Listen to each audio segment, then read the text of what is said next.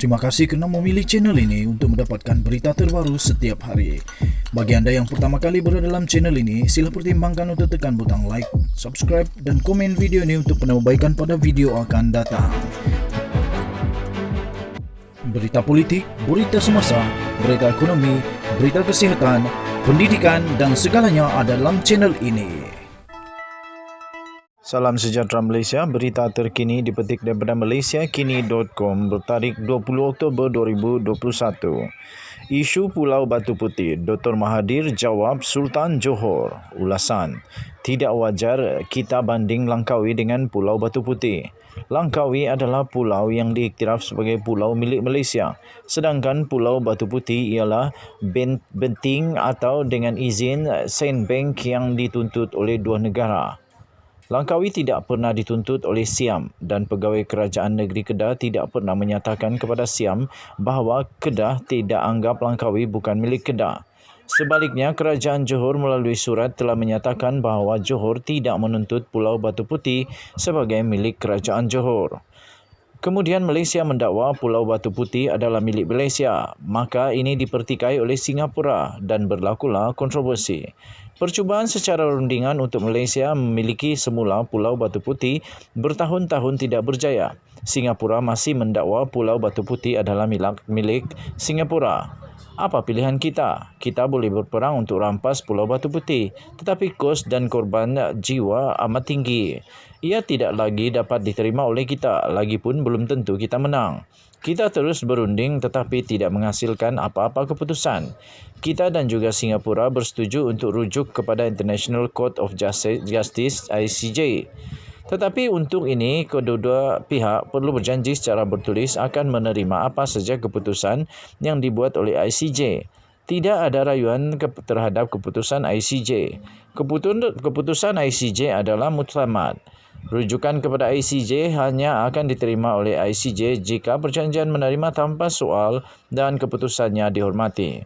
Negara yang bermaruah mesti hormati janji. Hanya negara yang tidak bermaruah yang mungkir janji. Muktamad adalah muktamad. Jika sebuah negara tidak hormati janji, tidak ada negara lain yang akan berperjanjian dengan negara berkenaan. Ini menjadi negara pariah. Sebab itu, sebelum berjanji, kajian sedalam-dalamnya perlu dibuat. Jika tidak yakin, jangan buat janji. Malaysia mempunyai dasar liberal dalam pemilikan tanah. Siapa saja boleh miliki tanah. Bukan warga negara pun boleh milik tanah. Ini mendedahkan negara pada kehilangan tanah yang sudah dimiliki oleh orang asing. Jika sebahagian yang besar tanah dimiliki oleh orang asing, maka negara sudah tidak lagi secara fizikal tanah milik warga negara. Ini yang berlaku di Singapura. Walaupun Singapura asalnya milik negeri Melayu, hari ini ia sudah jadi negara asing. Hari ini walaupun negara ini dikenali sebagai tanah Melayu, tetapi orang Melayu sendiri sudah kehilangan tanah mereka. Nasib baik yang memiliki tanah yang bernilai tinggi dan besar dimiliki oleh warga Malaysia. Satu lagi cara untuk hilang negara ialah dengan menjual tanah yang digali dalam negara atau laut milik negara kepada negara lain. Secara langsung, kita menjual sebahagian dari negara kepada negara lain. Jika tanah yang dijual adalah untuk menambak dan membesar negara lain, dia tidak berbeza dengan menjual bahagian-bahagian tertentu negara kepada negara lain. Hari ini kita jual air dan tanah berlori-lori dan berkapal-kapal ke negara lain guna untuk membesar negara mereka. Atau kita jual laut untuk ditambak dan dimiliki serta diduduki oleh orang lain. Keadaannya tidak berbeza dari menjual bahagian-bahagian negara kepada negara asing. Kita jual Singapura. Lazimnya apabila penjajah tidak lagi berminat, tanah yang dijual dikembalikan kepada negara asal. Itulah yang terjadi pada Hong Kong, Goa dan Pondicherry.